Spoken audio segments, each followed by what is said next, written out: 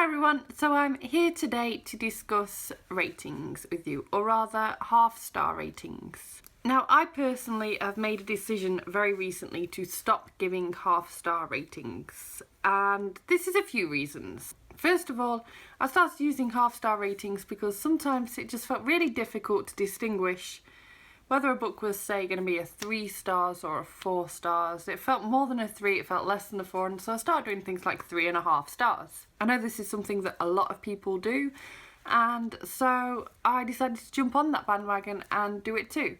My problem was, when I started thinking, now is this book a 3.5 stars or a 4 stars or somewhere between, and I was getting to the point where I wanted to start using 3.75 stars.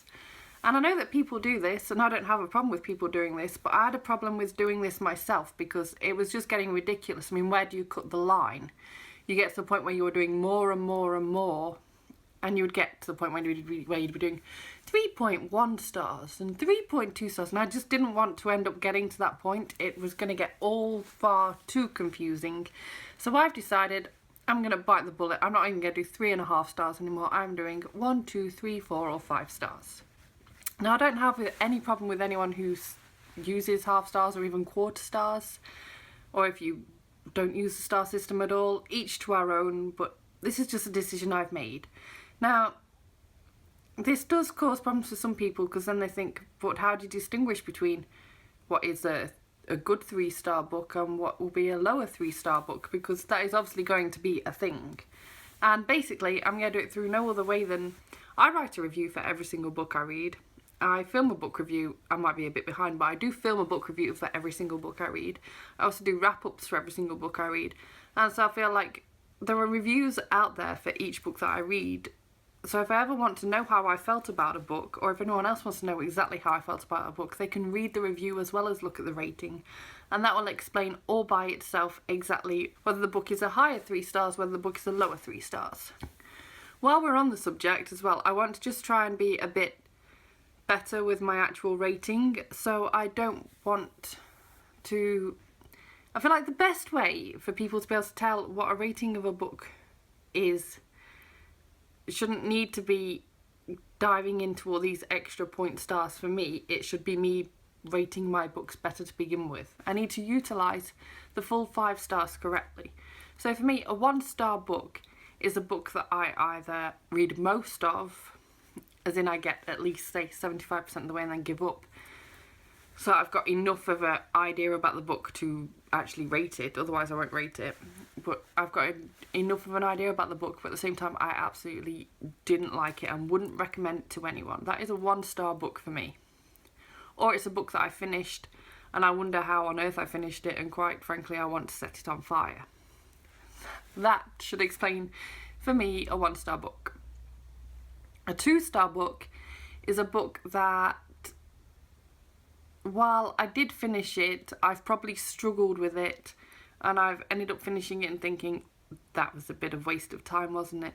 I'd probably struggle to find people to recommend it for, although I'd probably find maybe 1 or 2 types of people, depending on the book. And I would have no desire to pick this book up, quite frankly, ever again. And if I was more of a collector of physical books, I know I have a lot, but compared to some people, this is not a lot. So if it was a physical book, I'd probably get rid of it. If it's a Kindle book, I'll just let it sit in the cloud forever. It's not in my way there anyway, but that's a 2-star book for me. So then we get into 3 stars. Now, different people treat 3 stars in different ways. Some people think that a 3-star rating is bad. I don't think a 3-star rating is bad at all. For me, a 3-star book is a book that I enjoyed. I might have had a couple of issues with it, but on the whole, it was a good book. It was an enjoyable read, but there was nothing to make it stand out. It was just sort of like a average read, if you will. And I'd probably got people to recommend that for. I'd have no problems keeping it, although I probably wouldn't have any plans to reread it. So then we move into 4-star books. For me, a 4-star book is a really, really good book. It's a book that I've thoroughly enjoyed and can think of loads of people to recommend it to, and would possibly even reread it in the future. A 4-star book for me is a really good, strong book with lots of really wonderful things and many things that make me happy and many things that make me want to shout about it. And the only reason why it's not getting 5 stars is because it's missing that crucial something, which leads me to 5 stars. For a book to get 5 stars from me, it must make me think about it when I'm not even reading it. Whether I've put it down for 5 minutes because I need to make a cup of coffee, or whether I've had to go to work, I'm still thinking about it in the back of my mind. If it's not doing that, it must create some sort of very strong emotion in me, or very strong connection. For example, it might make me cry, it might make me laugh on multiple occasions out loud to the point where people are looking at me. A 5-star book is a favourite book, and if I rate a 5-star book on Goodreads, I also mark it as a favourite. A 5-star book is a book that I would feel comfortable picking up and rereading no matter what time in my life. And it's a book that I want to push on everyone to read, or at least everyone that I think it is suitable for. A 5-star book is just perfection to me, or as close to perfection as something can get. So yeah, that's my ratings explained. And now just going to the history of my ratings. So with losing some of these half stars, I'm not going to go and change any of my ratings for any books. They're going to stay as they are. So ones that have got half stars are staying as half stars. I've got very many 3.5 stars because I feel like that's the area where you get this problem most, 3.5 to 4 stars. So I'm not going to go and change any ratings. And likewise, if I, for example, reread a book and I feel differently about it, I will give it the new rating. But otherwise, it can just stay there. How I felt about a book at the time of rating, I feel, is very important. It doesn't matter if you change how you feel about a book down the line. The rating for me is there at that moment. That's how I felt about that book. So there's some ratings now where I look at the book and I think, did that really deserve a 4 stars? Did it? But at the end of the day, that's how I felt at the time, and that's how it's going to stay.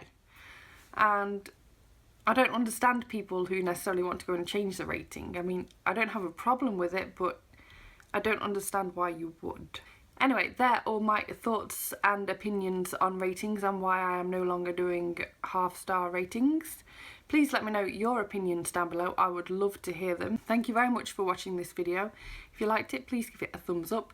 Subscribe if you want to see more bookish content from me. I do book reviews. I'm going to start doing hauls again next week as well, I think. I upload new videos every Wednesday, Friday and Sunday. And thank you very much for watching. I'll see you soon. Bye bye.